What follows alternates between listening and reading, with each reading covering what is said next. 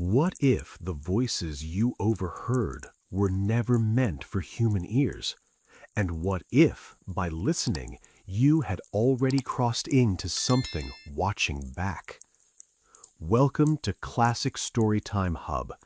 Tonight's tale is A Case of Eavesdropping by Algernon Blackwood, a classic tale reimagined and retold for the modern age.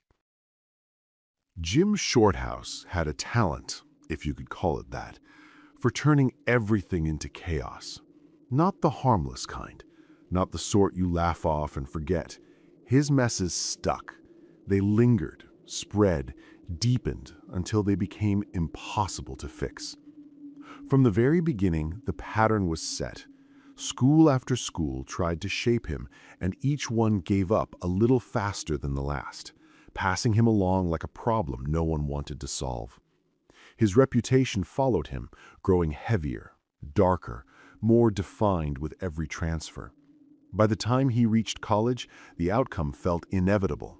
Twice he was sent away, dismissed not with surprise, but with a kind of exhausted certainty. And before that, worse.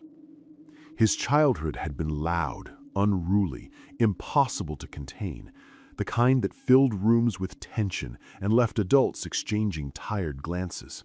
And his earliest years? Those had been pure noise.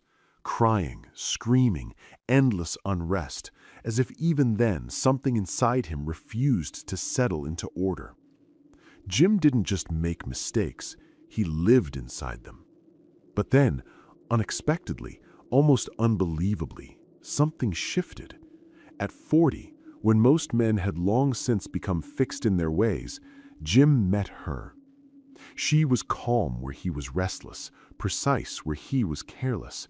And more than that, she carried with her a fortune that ensured she never had to tolerate disorder unless she chose to. For reasons that puzzled everyone, perhaps even herself, she chose him. And somehow she succeeded. Slowly, patiently, she began to untangle the chaos of his life.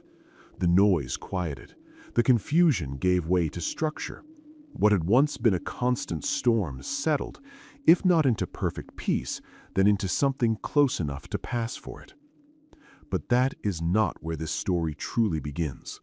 Because Jim's life, before it became orderly, before it softened into routine, had moved through something else entirely, something strange.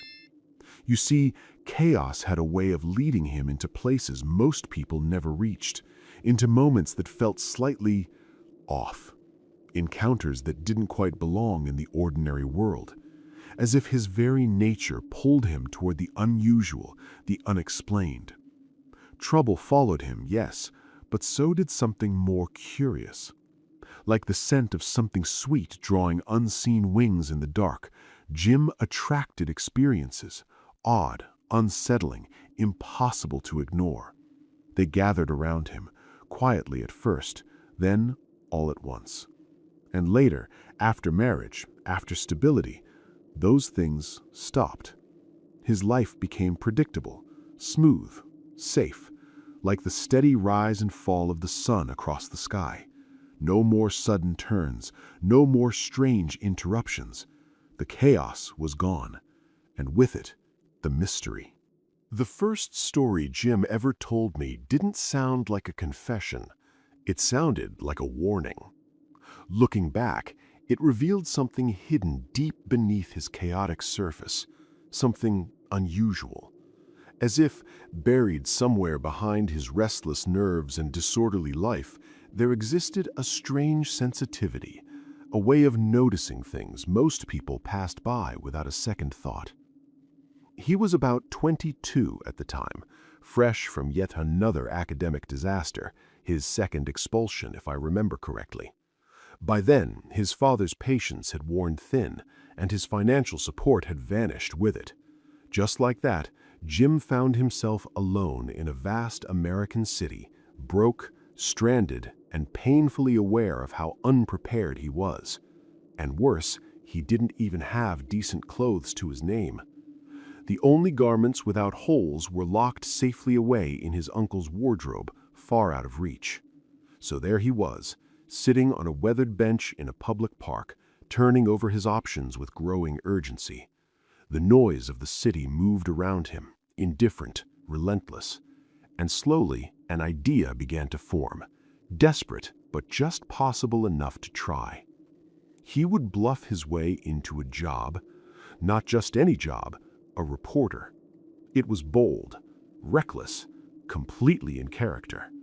A short while later, he found himself standing inside the office of a newspaper, facing the city editor.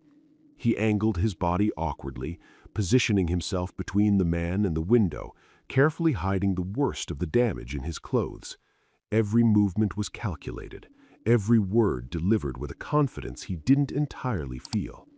He spoke quickly, clearly, convincingly. He told the editor he had sharp instincts, a keen eye, a natural ability to observe and write, that he could deliver exactly what a newspaper needed. The editor watched him for a moment, measuring, weighing. Then, with a shrug of casual indifference, he said, "All right, 1 week. We'll see what you can do." Just like that, Jim had his chance. It wasn't much, but it was enough. Enough to earn a little money, enough to patch up his clothes, enough to stand on his own, if only barely, and finally free his uncle's wardrobe from its silent burden. But now he needed somewhere to live, and this is where things begin to shift. Because finding a place to stay should have been simple, routine, forgettable. For Jim Shorthouse, it never was. You see, there was something about him, call it fate, call it instinct, call it something far stranger, that always pulled him toward the unusual, toward places where things didn't quite sit right beneath the surface. Others might have called it coincidence, but it wasn't. Not for him. In American cities, choices for a man with little money were limited. There were boarding houses where meals came with the rent, and there were rooming houses where you were left entirely on your own. Jim chose the latter. Irregular hours, unpredictable work. It made sense, at least on the surface, because the house he eventually chose, the one that seemed, at first glance, no different from the dozens of others scattered across the city, was where everything began. The house stood tucked away in a narrow side street, tall, hollow, and strangely lifeless. Even in daylight, it looked tired. Its windows were smeared with grime, dull and unwelcoming, as though they had long ago given up reflecting the world outside. The iron gate at the entrance groaned in protest with the slightest touch, its rusted hinges announcing every movement like a warning no one had bothered to silence. But the rooms were large, and for a man in Jim Shorthouse's position, size and price mattered more than appearances. The one he chose sat at the very top of the house, quiet, isolated, cheap, perfect. The landlady, however, seemed almost part of the building itself. She was thin in a way that suggested more than age, dry, brittle, as though time had worn her down piece by piece. Dust clung to her clothes, to her hair, to her very presence. Her eyes of faded green watched him with a dull persistence, and her large features gave her face a harsh, unmoving quality. When she spoke, her voice cut through the air with a sharp western twang. "Well," she drawled, stretching the word as if it had weight, "that's the room, that's the price. You want it, you say so. You don't, it don't make no difference to me." There was something in her tone, flat, indifferent, that made Jim want, irrationally, to grab her and shake her into life. But the thought passed quickly. Too quickly. The dust alone was enough to stop him. Besides, the room suited him, so he agreed. As she turned to leave, something made him ask, almost without thinking, "Is there anyone else on this floor?" She stopped.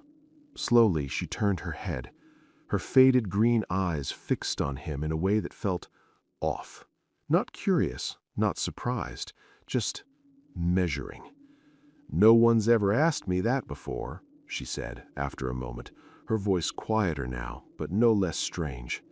"But I reckon you ain't like the rest." Jim forced a weak smile, unsure whether to be amused or unsettled. She gestured lazily down the dim corridor. "There's just one, an old gentleman. Been here, 5 years or so. Stays down there." Her finger pointed toward the far end of the passage, where the shadows seemed thicker, heavier somehow. Jim followed the direction with his eyes, though he couldn't see much beyond the dim outline of a closed door. "Right, so I'm alone up here?" She paused again. "Reckon you are." "Not entirely alone, just close enough."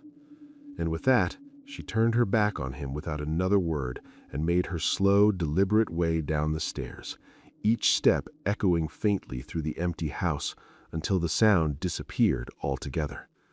Silence settled in behind her, the kind that lingers, the kind that listens. Jim's work at the newspaper kept him out late, very late. Some nights he returned at 1 in the morning, others not until 3. The city's pulse became his rhythm, its noise his companion, and by the time he climbed those narrow stairs back to his room, exhaustion usually followed close behind. At first, the place seemed fine, better than expected even. The room was comfortable enough, quiet, undisturbed. Too undisturbed. Days passed, then a week, then another. And in all that time, despite the thin walls, the creaking floors, the long empty corridor just outside his door, he never once heard a sound from the old man at the end of the hall. Not a footstep, not a cough, not even the faintest movement. It was as if the man didn't exist at all. The house, for all its size, felt unnaturally still. And the silence was beginning to feel less like peace and more like something waiting. It was sometime in the middle of his second week when it happened. Jim returned later than usual that night, drained, unfocused, his mind dulled by hours of work and the endless noise of the city. But the moment he stepped inside the house, something felt off. The hallway was completely dark. The small lamp that usually burned through the night, dim, flickering, but dependable, had gone out. Whether from neglect or chance he couldn't tell. What mattered was this: the house had been swallowed by darkness. He made his way upstairs slowly, one hand brushing along the wall, the other gripping the banister. Each step creaked under his weight, each movement louder than it should have been in the silence. He stumbled once, muttered under his breath, and kept going. But no one stirred, no doors opened, no voices called out, no light appeared beneath any threshold. The entire house felt empty or asleep. By the time he reached his room, the stillness had settled around him again, thick and undisturbed. It was past 2 in the morning. Inside, he lit the gas and tried to shake off the unease. A few letters from England had arrived earlier that day. He read them slowly, letting familiar words ground him. Then he picked up a book, turning a few pages without really absorbing them. Fatigue crept in quickly. His eyes grew heavy, his thoughts blurred. Finally, he set the book aside and began preparing for bed. But just as he reached for the sheets, he stopped. Something had broken the silence. At first, it was faint, so faint he almost dismissed it. But then it came again. Footsteps. Distant, measured, somewhere below. Jim held his breath and listened more closely. Yes, someone was moving through the house, and not quietly. The sound grew clearer, rising steadily through the stairwell, each step heavy, deliberate, unhidden. Tramp, tramp, tramp. The tread of a large man. And fast. For a brief second, a rush of thoughts hit him. Fire, emergency, police, something urgent, something wrong. But there were no voices, no shouting, no confusion. Just the footsteps. Nothing else. He exhaled slowly. Of course, it had to be the old man, the silent neighbor at the end of the hall, finally returning, perhaps later than usual, climbing the stairs in the dark with careless, heavy strides. Yes, that made sense. It had to. Jim turned back toward the gas, ready to extinguish the light and climb into bed. And then the footsteps stopped. Abruptly. Completely. Right outside his door. Jim froze. His hand hovered over the gas valve, unmoving. The silence that followed felt different now. Closer. Focused. He waited, just for a second, expecting the steps to continue down the corridor, to fade, to disappear toward the far end of the hall. But they didn't. Nothing moved. Nothing changed. And then a sharp, sudden knock exploded against the door. Jim's body reacted before his mind could catch up. Without thinking, without understanding why, he twisted the gas off. The light vanished instantly, and he stood there in total darkness.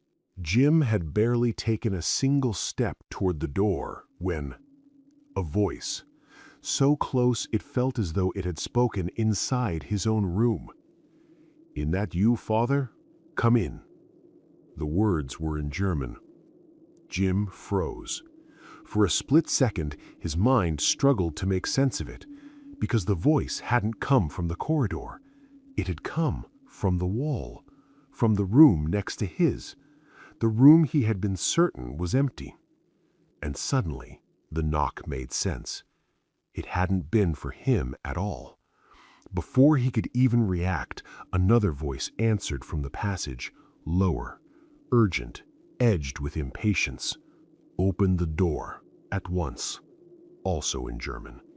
A second later, he heard movement, quick steps across the adjoining room, the sharp click of a lock turning, and then the door slammed shut with a force that seemed to shake the thin partition between them. What followed shattered whatever silence the house had been holding on to.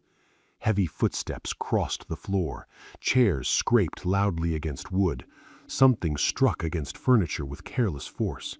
The noise was abrupt, clumsy, intrusive, as though the occupants had no awareness or no concern for anyone else in the house.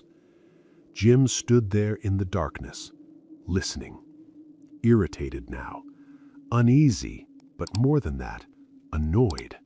"Serves me right," he muttered under his breath, taking a room in a place like this. So, that was it.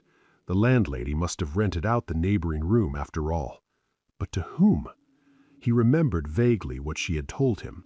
The two rooms had once been one. Only later had she divided them, throwing up a thin partition to squeeze out a little more rent. Just boards, nothing solid. No real separation. The doors stood side by side, barely divided by a thick wooden beam. Whenever one moved, the other trembled in response. Which meant now there was almost nothing between him and the voices. And those voices were growing louder. The two men had begun talking over each other, their tones rising quickly, sharply, no attempt at quiet, no hesitation. They spoke fast, forcefully, as if driven by something more than ordinary conversation. The words blurred together at first, a rough, overlapping clash of guttural sounds, half-finished sentences, interruptions. Jim strained to follow, catching fragments here and there. Names. Father. Otto. Again and again. He understood German well enough, but this was chaos. Neither man paused long enough for the other to finish. It was like listening to an argument through storm winds, pieces carried away before they could form meaning. Still, he kept listening. He couldn't help it. Something in the tone, the urgency, the edge beneath the words held him there, motionless in the dark. An unwilling listener, a silent witness. And then, just as suddenly as it had begun, the noise dropped. Both voices stopped at once. The room next door fell into a tense, waiting silence. A pause. Heavy, deliberate. Then slowly, one voice rose again, deeper this time, controlled, clear, the voice of the father. "You mean, Otto," he said, each word precise, cutting clean through the silence. "You refuse to get it?" There was a restless scrape of movement next door, the faint drag of a chair, the shifting weight of someone struggling to sit still. Then Otto's voice came, lower now, uneasy. "I mean, I don't know how to get it. It's too much, Father, far too much. Maybe a portion of it?" "A portion?" The interruption struck like a blow. The older man's voice exploded, sharp, furious, laced with something darker than anger. "A portion?" he repeated, followed by a string of harsh, bitter oaths. "When ruin is already sitting in this house, when disgrace is breathing down our necks, half of anything is useless, worse than useless." His voice rose, shaking now, not with weakness, but with intensity. "If you can get half, then you can get all. Don't you see that? Half measures destroy everything, everything." Otto tried to speak again, his tone firmer this time, pushing back. "You told me last time," but he never finished. The words were swallowed whole by another outburst, violent, relentless, the kind that left no room for reply. The father pressed on, his voice tightening, vibrating with urgency and something dangerously close to desperation. "You know she trusts you," he said, each word deliberate now. "She would give you anything. You've only been married a few months. She won't question you, not yet." A pause. Then quieter, but more intense. "Ask her. Give her a reason, any reason she'll believe. You can say it's temporary. You can promise it'll be returned. She won't doubt you." His voice dropped even further. "With that money, I can fix this, all of it, every loss. In less than a year, it will be as if nothing ever happened. The firm will stand again, our name restored." A breath, heavy, shaking. "But without it?" The sentence trailed off into something unspoken, something worse. Then suddenly, fierce again. "You must get it, Otto. Do you hear me? You must." The words landed hard. "And what," he continued, voice cracking at the edges, "shall I be dragged away, arrested for what they'll call misuse of trust? Shall our name, be spat on in the streets?" The last words broke under the weight of his own emotion, rage tangled with fear, pride collapsing into desperation. In the darkness of his own room, Jim stood completely still. He hadn't meant to listen, not at first, but now he couldn't stop. The conversation had pulled him in, tightening around him with every word. There was something in it, something urgent, dangerous, that made it impossible to turn away. And yet, a strange instinct held him back, kept him silent, kept him hidden, as if somehow revealing his presence would make things worse. But now it had gone too far. He had heard too much, every word, every detail, and suddenly the weight of it pressed in on him. They didn't know. They had no idea someone stood just feet away, hearing everything. That couldn't continue. It shouldn't. Jim swallowed, forcing himself to move. Then deliberately, he coughed, loudly. The sound cut through the silence like a signal. At the same time, he reached for the handle of his door and gave it a sharp, unmistakable rattle. A warning, a message. You are not alone. It made no difference. The voices carried on exactly as before, loud, overlapping, relentless. Otto protesting, the father pressing harder, angrier with every passing second. Jim coughed again, this time louder, sharper, repeated. Still nothing. Irritation began to replace unease. In the darkness, he moved deliberately toward the wall and let his shoulder strike the thin partition. The boards flexed under the impact with a hollow give, the sound echoing more than he expected. He pushed again, harder this time, making sure the noise was unmistakable. Anyone on the other side had to hear that. But the voices didn't pause, didn't falter. If anything, they grew louder, more intense, as if the disturbance didn't exist at all. Jim frowned, standing there, listening. Was it possible they hadn't heard him? By now, his concern had shifted. This was no longer about overhearing something he shouldn't. It was about sleep, about silence, about putting an end to whatever was happening next door. With a quick decision, he crossed to the door, opened it, and stepped out into the narrow, dim passage. The air felt colder out there, thinner. He moved to the adjoining door and knocked, firm, controlled, unmistakable. And instantly, silence. Not gradual, not fading, gone. As if someone had cut the sound clean out of the world. Jim stood there, hand still raised, listening. Nothing. No movement, no whisper, no shifting of furniture, not even breath. He knocked again, harder this time. Still no answer. A faint unease crept up his spine. "Gentlemen," he said at last, leaning closer, his lips near the keyhole. He spoke in German, carefully, clearly. "You're speaking very loudly. I can hear every word from the next room. It's late, and I'd like to sleep." He stopped, waited, listened. Silence answered him. Slowly, he reached for the handle and turned it. Locked, of course. He stood there a moment longer, staring at the door as if expecting it to respond, to do something. But it didn't. The house had fallen back into stillness, complete, unbroken. Only the faint whisper of wind brushed somewhere above, slipping past the skylight with a soft, distant sigh. Now and then, a board creaked deep within the structure, the sound traveling upward through the empty spaces below. Nothing more. The air in the passage had turned cold, cold enough to make him shiver, and suddenly, the silence felt wrong. Jim turned slowly, glancing behind him, then down the corridor, half hoping to see something, half afraid he might. But there was nothing. Just the long, dim passage stretching away into shadow. And yet, the voices still echoed in his mind, clear, loud, real, too real. Which made the silence now far worse. Something about it pressed in on him, unsettling, unnatural, as if the house itself were holding its breath.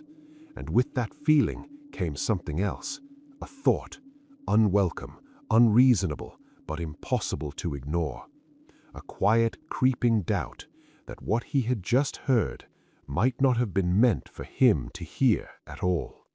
Jim moved cautiously, almost gliding across the landing, and leaned over the banisters. The space below yawned like a dark vault, swallowing every hint of light. Shadows pooled in the corners and under the stairs, shifting and stretching as though alive. His imagination ran wild. Was that a figure moving in the gloom? A pair of eyes glinting briefly as they peered up at him? Whispers floated on the drafty air, accompanied by soft scraping sounds. Footsteps, perhaps, or the restless shifting of someone unseen. Or was it something else entirely? Something that belonged to the night itself, not the world above. A gust of wind swept past the skylight, singing over the glass in a mournful, eerie note. The door behind him rattled sharply, and Jim jumped. He spun toward it instinctively, only to feel the cold draft push against him, as if something or someone was pressing on the other side. Heart hammering, he pushed it open and stepped inside his room. 100 shadows seemed to scatter at his arrival, darting to corners and hiding places he hadn't noticed before. The house, though silent now, still felt alive, yet the room next door had gone utterly quiet. Shorthouse let himself breathe again, climbed into bed, and allowed himself to drift into the delicate refuge of sleep, leaving the house and its mysterious inhabitants, awake or asleep, to their own devices. The next day, bathed in the clarity and certainty that sunlight always brings, Jim resolved to confront the situation. He would lodge a complaint. He would insist the landlady intervene and command the noisy tenants to temper their voices during the late hours. But fate, or perhaps convenience, interfered. The landlady was nowhere to be found that day, and by the time Jim returned from the office, it was midnight once more.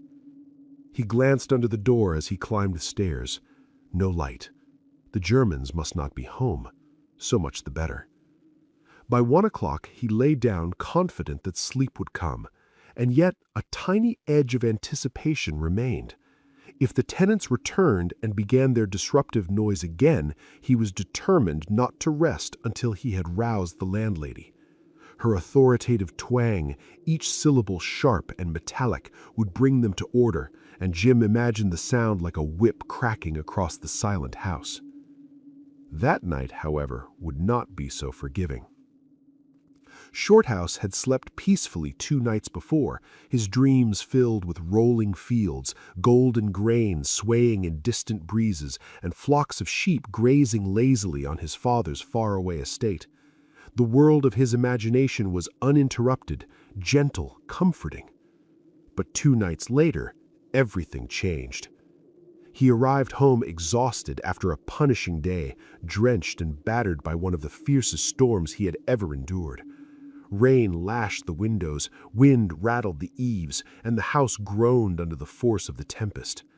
When he slipped out of his soaked clothes and burrowed into the warmth of his blankets, he expected, as always, that sleep would carry him away into the fields and the sheep, as familiar and reassuring as an old melody. Yet sleep this time was different. Somewhere deep within the house, beneath the roar of the storm, a sound rose faintly.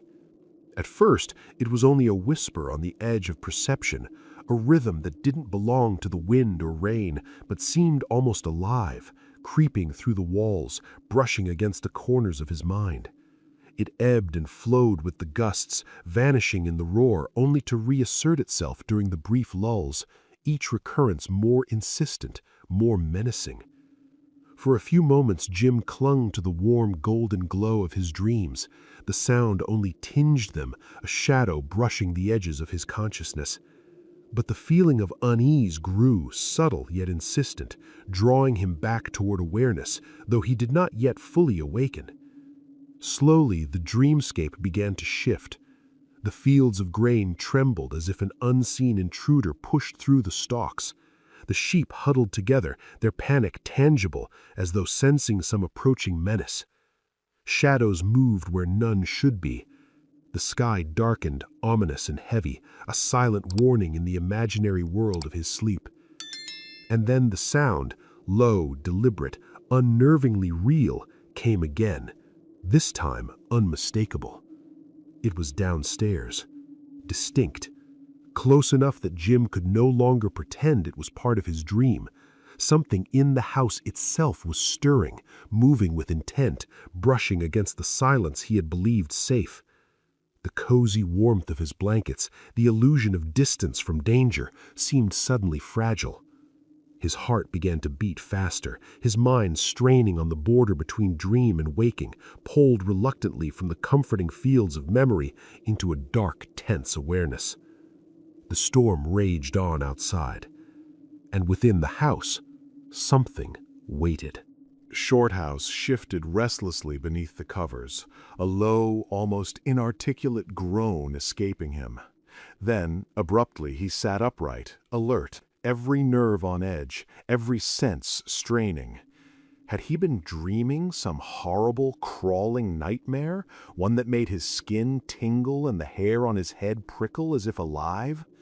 The room was dark, silent, yet the storm outside refused to be ignored.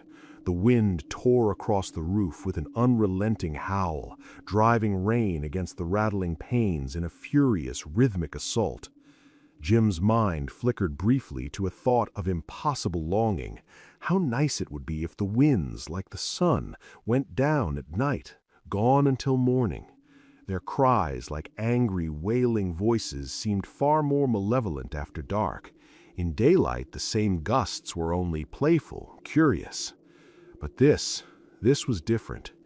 The sound, faint at first, was growing louder, not part of the storm, not part of his imagination. It was coming up the stairs. Jim's heart quickened, but his mind floundered in the half-light of waking. He tried to guess the source, feebly, absurdly, but the sound was still indistinct, blurred by the roar of the wind and the rain. Then came another, more definite mark of time, the deep, resonant toll of a church clock striking 2. A shiver ran down him. 2 o'clock, the exact hour the Germans had begun their strange performance 3 nights before. The coincidence sent a shiver through his spine, cold and real. Jim made up his mind. If this disturbance repeated itself, he would not endure it for long. And yet, he hesitated. The warmth of his blankets pressed against his back, soft and comforting, a temptation to remain passive. Leaving their embrace would mean stepping into whatever waited beyond the thin walls of his room. But the sound grew nearer, separating from the chaotic noise of the storm, shaping itself into footsteps. 1, 2, several, hard, deliberate, purposeful. The Germans, hang 'em, Jim muttered to himself, half angry, half terrified. And yet another thought pushed forward, stubborn and unwelcome. What on earth is happening to me? I've never felt this queerness in all my life. The storm outside raged, the house groaned, and the footsteps came closer, certain, insistent, impossible to ignore. Jim Shorthouse shivered violently, a chill crawling through him as though the room itself had turned to ice. His muscles were steady. His courage, at least in the ordinary sense, had not faltered, but beneath it all, a strange, oppressive malaise gripped him, a creeping dread, the kind that seizes even the strongest men when faced with the first stages of some hidden, insidious sickness. As the footsteps drew nearer, the feeling intensified. A slow, creeping exhaustion overtook him, a numbness that radiated to the tips of his fingers and toes, and a light-headed dreaminess settled over his mind, as if his consciousness were lifting from its usual perch, preparing to hover elsewhere, somewhere beyond the natural world. And yet, oddly enough, as the vitality drained from his body, his senses sharpened. Every creak of the boards, every whisper of the wind, every distant tap or knock became a detail he could not ignore. The steps were on the landing now, heavy and deliberate. Jim sat upright in bed, heart hammering. A large body passed along the wall outside his door, brushing against it with a weight that made the thin wood shiver. And then, knock, knock, knock. Fingers rapped against the door of the adjoining room, sharp and impatient. Immediately a voice spoke from within, the son's voice, calm and familiar, yet edged with something unsettling. "Ah, it's you." Jim's mind froze. Had the man been sitting there all along, silent, waiting for his father to arrive? The thought made his skin crawl. It was not a comforting notion by any stretch. There was no reply to that greeting. The door slammed shut with a solid thunk, and a sudden clatter followed, wood scraping, a bag or parcel thudding onto a table, sliding before coming to a stop somewhere out of sight. A tense pause. Then the son's voice again, sharper this time, tinged with anxiety. "What's that?" And in that instant, Jim knew he was witnessing something far more than ordinary late-night activity. Something in that room moved with purpose. Something alive and aware was unfolding just on the other side of the partition. "You may know before I go," the older voice growled, low and rough, each word vibrating with a barely contained fury. Passion and menace threaded through it, raw and unmistakable. Jim felt an urgent, almost desperate impulse to stop the conversation, to arise, knock, intervene, but his body refused. He was frozen, held fast by some strange force. Every syllable, every shift in tone cut through the storm outside with unnerving clarity. The father continued, quieter now, but no less menacing. Jim caught only fragments at first, then the last words struck him. "But now they've all left, and I've managed to get up to you. You know what I've come for." The menace in the voice made the hairs on his neck rise. "Yes," came the reply, steady, deliberate. "I have been waiting." "And the money?" The father's tone sharpened, impatient, edged with anger. No answer. "You've had 3 days to get it in, and I've contrived to stave off the worst so far, but tomorrow is the end." Still nothing. "Speak, Otto. What have you got for me? Speak, my son. For God's sake, tell me." A silence followed, heavy and suffocating. The father's vibrating, resonant tones seemed to echo through every corner of the house, imprinting themselves on the walls. Finally, a low, almost defeated voice. "I have nothing." "Nothing, Otto," the older man's passion erupted, shaking the calm. "Nothing." I can get nothing," came the reply, barely above a whisper. "You lie." The father's voice broke, half stifled with fury. "I swear you lie. Give me the money." Then came the sound of motion. A chair scraped harshly against the floor, someone rising abruptly. The bag or parcel thudded against the table as it was shifted, sliding across the wood. A heavy step crossed the floor. One of the men was moving toward the door, deliberate, certain, inexorable. Jim's heart pounded in the dark, each beat echoing the tension that pressed down on the room, and through the thin partition he could feel every movement, every breath, as if he were part of the terrible scene unfolding just beyond his reach. "You may know before I go," Otto's voice rang out, sharp with sudden determination. A struggle followed.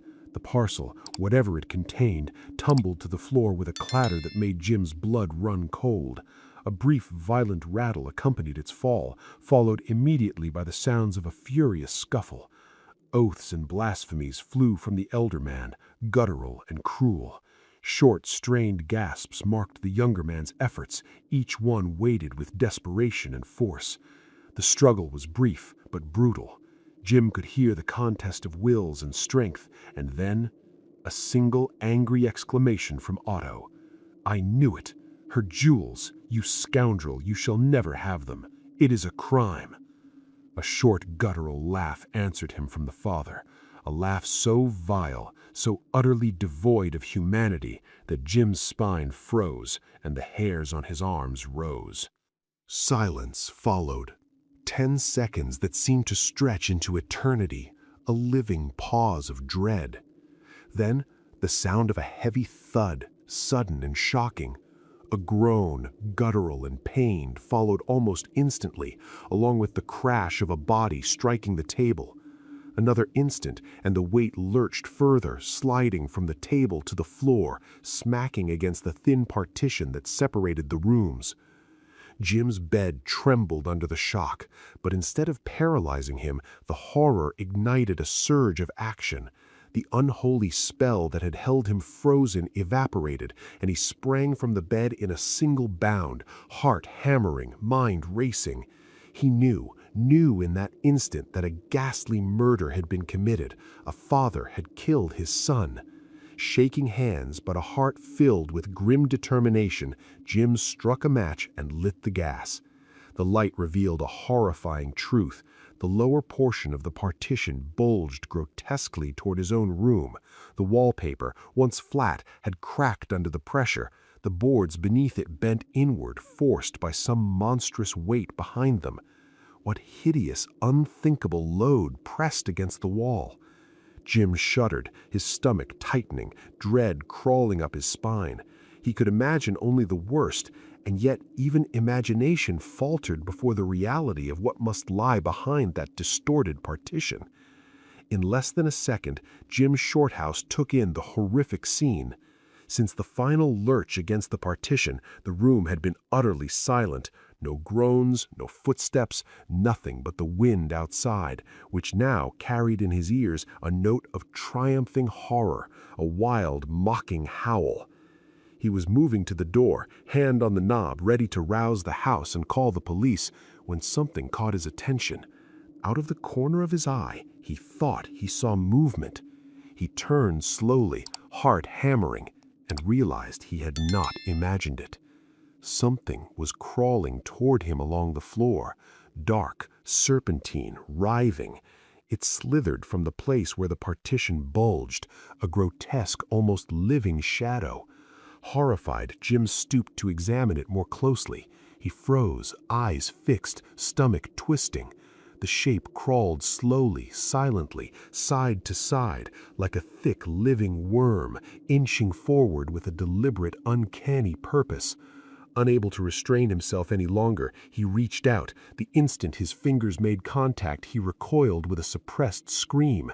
It was warm, alive, he realized in a sickening instant, and his fingers were stained a vivid, living crimson. Adrenaline surged, heart pounding. He fled into the passage, slamming his hand against the door of the next room. Locked. Without hesitation, he threw his weight against it, and the lock gave way. He fell headlong into the room, darkness swallowing him, the cold searing against his skin. For a moment he lay there, disoriented, heart hammering. Then he was on his feet again, straining to pierce the black. Not a sound, not a movement, not even the faintest hint of presence. Empty, miserably, dreadfully empty. And yet the image of what had emerged from the bulging wall burned in his mind, a living shadow, serpentine, crawling, and crimson. Across the room, Jim could make out the vague outline of a window, rain streaking down its panes, the blurred lights of the city beyond barely visible through the storm. But the room itself was empty, terrifyingly, appallingly empty, and deathly still. He stood frozen, shivering, listening, every nerve taut with lingering dread. Then, a step behind him, a sudden flicker of light. Instinctively, he raised his arm as if to shield himself from a blow and spun around, face to face with the landlady. The reaction hit him all at once.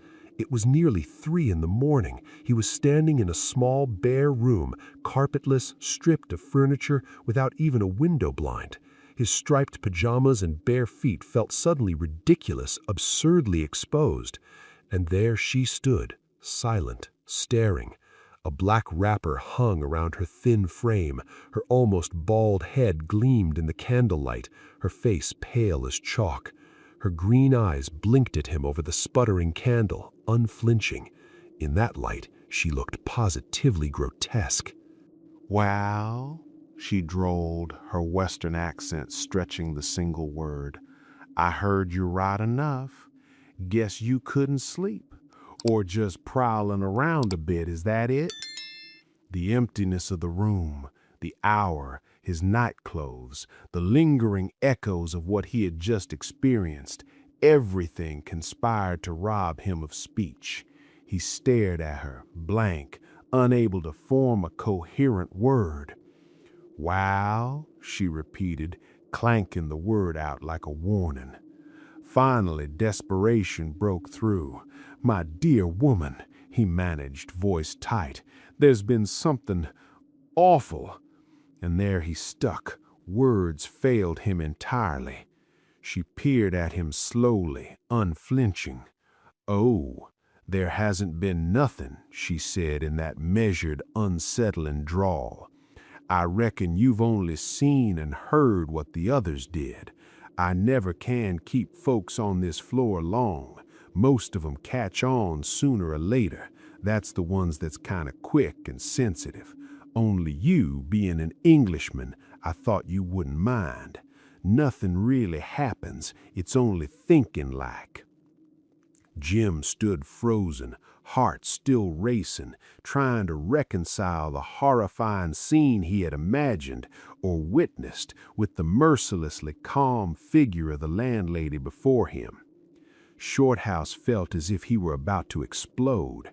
Rage, fear, and disbelief churned together inside him.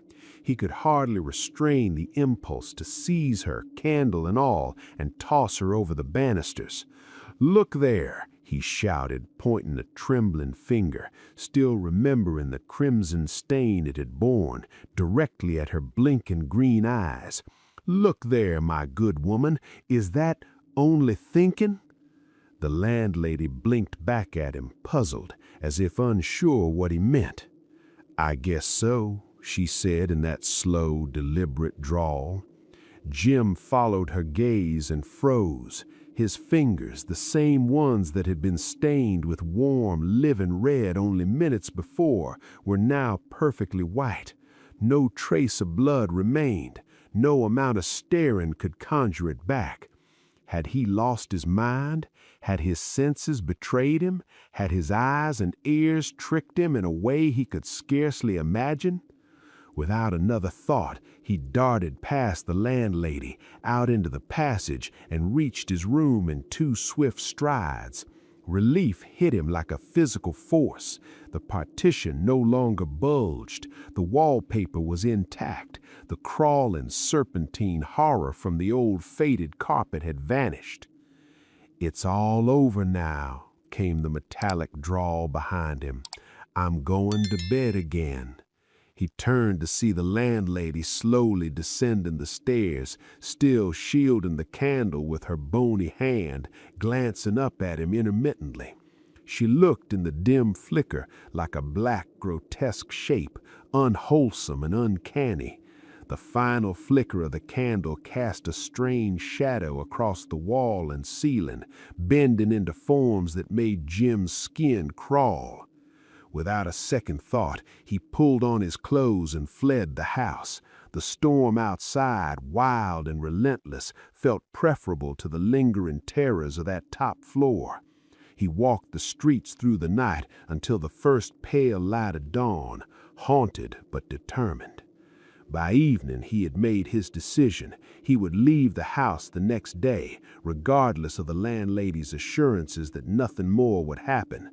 The memory of that night, the crawling thing, the bulging partition, the metallic drawl would not be ignored, and he refused to risk a second encounter. "It never comes back," she said, her tone flat, almost casual. "That is, not after he's killed." Shorthouse's breath caught. "You gave me a lot for my money," he growled, disbelief and lingering terror mixing in his voice. "Well, it aren't my show. I'm no spirit medium. You take chances. Some folks sleep right along and never hear a thing. Others, like yourself, get the whole thing." Jim's mind raced. Who's the old gentleman? Does he hear it? "There's no old gentleman at all," she replied, cool and unbothered. "I just told you that to make you feel easy, just in case you did hear anything. You were all alone on the floor." She paused, letting the weight of her words sink in. Then, in that same deliberate drawl, she asked, "Say now, do tell, did you feel sorta cold when the show was on? Sorta tired and weak, I mean, as if you might be going to die?" Jim spat out his reply, frustrated and raw. "How can I say? What I felt, God only knows." "Well, but he won't tell," she said, shrugging with a flick of her bony shoulder. "Only I was wondering how you really did feel, because the man who had that room last, well, he was found one morning in bed." "In bed?" Jim echoed, voice tight with sudden dread. "Dead. The one before you. Oh, you don't need to get rattled so. You're all right. And it really happened, so they say. This house used to be a private residence some 25 years ago. A German family, the Steinhardts, lived here. Big business in Wall Street. Stood right at the top." "Ah," Jim muttered, his imagination already filling in the shadows of the tale. "Oh, yes," she continued, "right at the top, till one fine day it all bust and the old man skipped with the boodle." Jim's eyebrows shot up. "Skipped with the boodle?" She nodded, her green eyes blinking lazily in the candlelight, the casual cruelty of her tone making the tale all the more chilling. "That's so," she said, voice dragging lazily over the words. "He got clear away with all the money, and the son, well, he was found dead in his house. They thought it was suicide. though some folks said he couldn't have stabbed himself and fallen that way. They said it was murder. The father, he died in prison. They tried to pin the murder on him, but there wasn't a motive, evidence or something. I forget now." "Very pretty," muttered Shorthouse, a bitter edge to his tone. "I'll show you something mighty queer anyhow, if you'll come upstairs a minute. I've heard those steps and voices plenty of times. They don't faze me. I'd just as lief hear so many dogs barking. You'll find the whole story in the newspapers if you look it up. Not what goes on here, but the German story. My house would be ruined if they told all, and I'd sue for damages." They reached the bedroom. The woman stooped and pulled up the edge of the carpet where Shorthouse had seen the blood soak the previous night. "Look there, if you feel like it," she said, her voice oddly casual. He leaned down and saw it, a dark, dull stain in the boards beneath, matching exactly the shape and position of the blood as he had witnessed hours before. That night, Shorthouse abandoned the room and slept in a hotel. The following day, he began the search for new lodgings.